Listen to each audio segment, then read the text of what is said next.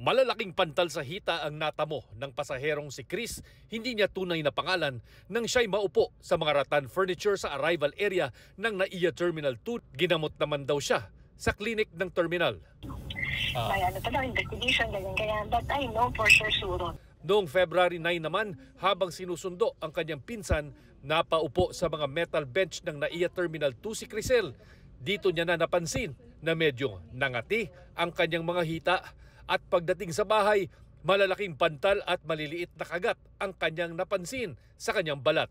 May something parang may naglalakad or makate. Tapos ang inisip ko lang po, baka may buhok. Kinagabihan, pagdating namin sa province, parang sabi ko, parang may makate. Kinapa ko po, may malaking pantal. The next day, bilog-bilog na lang siya na maliliit, pero sobrang dami.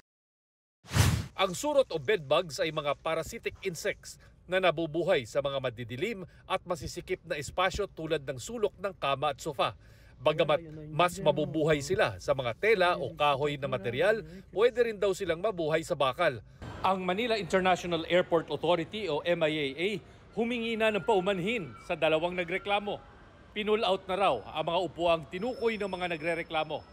Inatasan na rin ng mga terminal managers na imbestigahan ang nangyari at magsagawa ng masusing inspeksyon at pinaigting na paglilinis ng mga pasilidad.